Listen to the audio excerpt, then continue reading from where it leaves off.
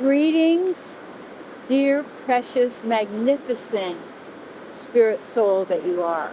This is our heart to heart, always. Take a nice deep breath. Whatever's going on right now, right where you are, all is okay. Everything's just perfect right now because you're there. Stop tormenting yourself in your mind. Breathe into your heart. All is fine. Hey, the topic. How to attain your goals. Now, I don't talk a lot about goals because it's not like a football game where you kick the ball through the goal post and you get the prize. It's like an objective. For instance, I write articles for magazines, Echo Magazine, Science of Mind. I write for the Lotus magazine out of Chico, and now I'm starting to write for the Aware magazine. Yolanda publishes, who's just a fabulous person in the Los Angeles area, and writing for her. So anyway, writing is not something that was like a real natural thing for me in school and all that, because I'm much more of a participator. Sports, theater, activities, service, singing, stuff like that, climbing trees, whatever it may be. So I always say if I'd known I was going to be an author, and I have 6 published books, and the second book, How to Have More and Have Not More, A Have Not World, was the #1 New York Times bestseller. And my first book, What You Think of Me Is None of My Business, is fabulous, and they're all still selling, and that one is really important to get. And all of my newest, Live Your Bliss, also Dare to Be Great. So I have 6 published, and I actually have a couple more that I've published myself that I'm working with that are excellent. But anyway,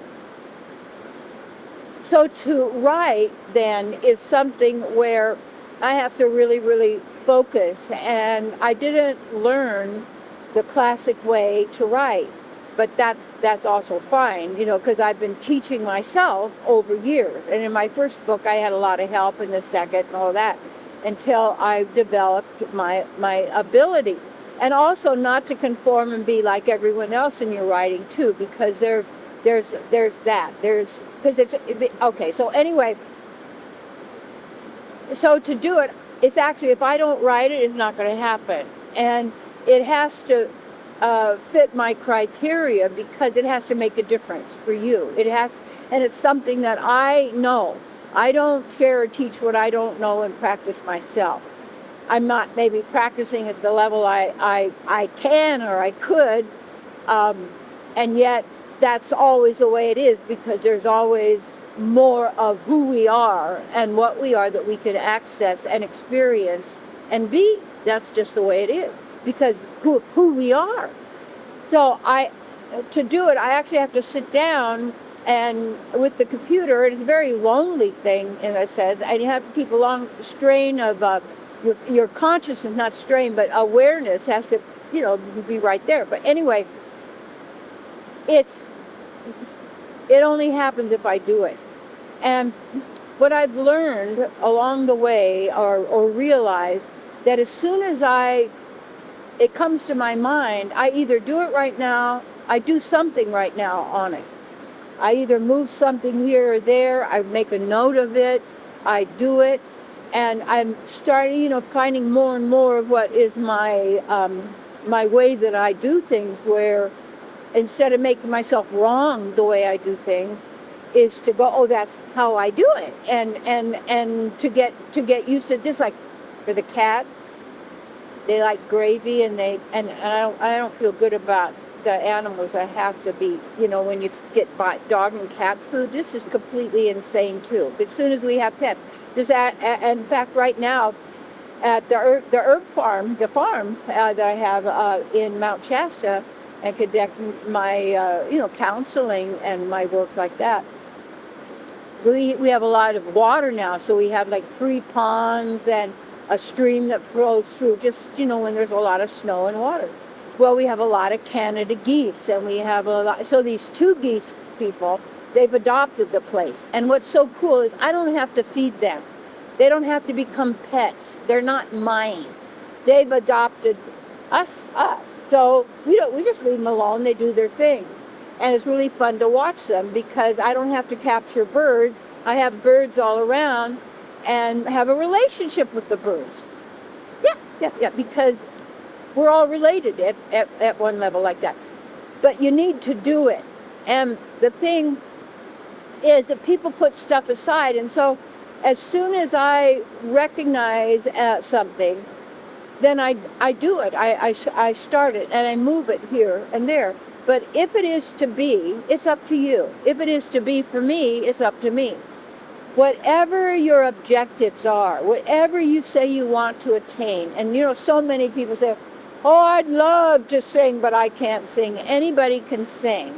And of course, I studied with the maestro David Kyle, so I could teach anybody how to sing. And it's beautiful. You need it for your voice, because your body is the temple of the living God, our goddess of who you are. And your own sound and your own voice is medicine for you, or it could also create the sickness because of the vibration of one's own mood and one's frequency and one's state of being. Whatever it is that you want to attain, it's all possible for you, but what are you doing about it? And someday, someday is not a day of the week. And everything is about putting it together. For instance, I've been making presents for people because I like to make, like, maybe a big bag. I made for my granddaughter a yoga bag because she graduated her training in yoga, and I've been a yogi for years and years. She's just fabulous. So I made her a big bag, and then I've been finding little fabrics that would make maybe a good little fanny pack I could make for somebody, because it's I like the sewing or and doing that sort of work. Because I like to have balance in my life of all the different things, working in the garden, doing my physical exercises, the kind of food that I prepare. Noticing the cat. And I get back to that topic, is trying to make her be the way I want, instead of noticing she likes the gravy.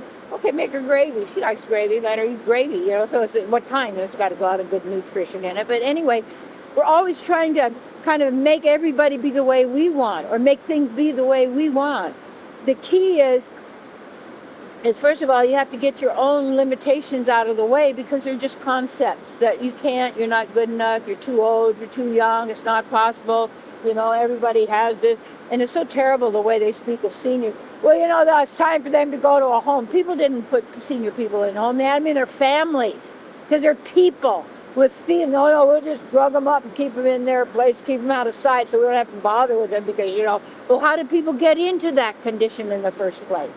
People didn't used to get into conditions like that in the first place at all. And where my great-grandmother lived, up in Big Pine, they have what was called the county farm, and people who maybe didn't have family to help them and take care of it, and they went. But it was beautiful. I went to visit people. They'd work in the garden. They were there. They had food. They had really lovely little rooms and things like that. And and then people would come and visit, and they'd have because it was a community. It was personal.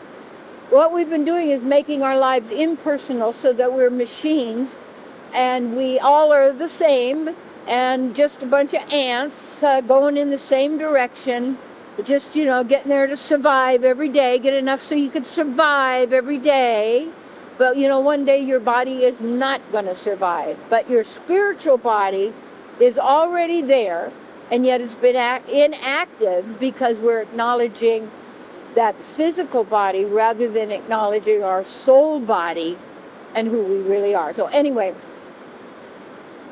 if it is to be, it's up to you. And it just means you have to do it step by step. If you want to learn to ride a bike, get on the bike and ride. If you want to sing, start singing. If you want to express your artwork, start doing your artwork. And I started to realize what was stopping me in some of my artwork, because I'm kind of very primitive in a way like that. I still would draw some of the same things I did as a kid or something like that. But that doesn't matter. That's my expression. And to stop competing with others, your work isn't good enough, and this is the insanity sometimes of family life. Everybody being so jealous of one another, called sibling rivalry, peer pressure. All of this is the lack of knowledge of who we are. and what's possible for us, and all is possible. You have to just get your stinking thinking out of the way that somehow says it's all kind of going to show up overnight, like remember the story of the shoemaker and the elves who would come at night and make your shoes. Well, I've had a lot of miracles in my life that I could never explain, and little by little all of the pieces of the puzzle are coming together, and yet I've done so many things in my life. I'm an eternal being, but here, only because I never thought I couldn't. And I would just do it. And that is the key. Whatever it is that is in your heart, my dear, to do, your expression. Like even if there was somewhere I wanted to go, and I've traveled all over the world to these holy places and taken groups with me. And I have had relationships with hundreds of thousands of people, and wonderful people, and mean people, and great people, and people that they don't consider so great, but just the divine being, the human being, the animals, the people, that what's available to us, the richness of who we are in every way.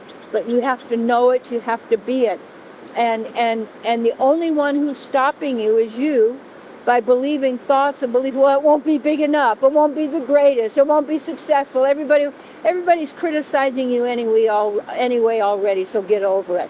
Because that's the mind is always judging, like and dislike, I like you, I don't like you, I like you, like it. That's the mind. And if you listen to the mind will destroy you, because that is the purpose of the mind. It's a parasite, and a parasite has to have a host.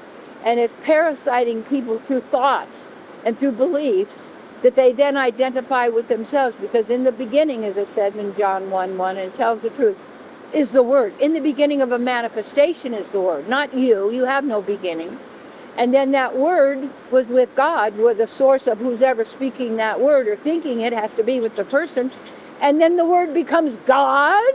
It's just a sound with sounding meanings of all of that. And now that's superior to you and your life, and tells you what to do and who you are? That is not true at all. So, whatever you want to do it now. And that's the only time it ever happens, is now. And right now, all is possible. What do you want to do?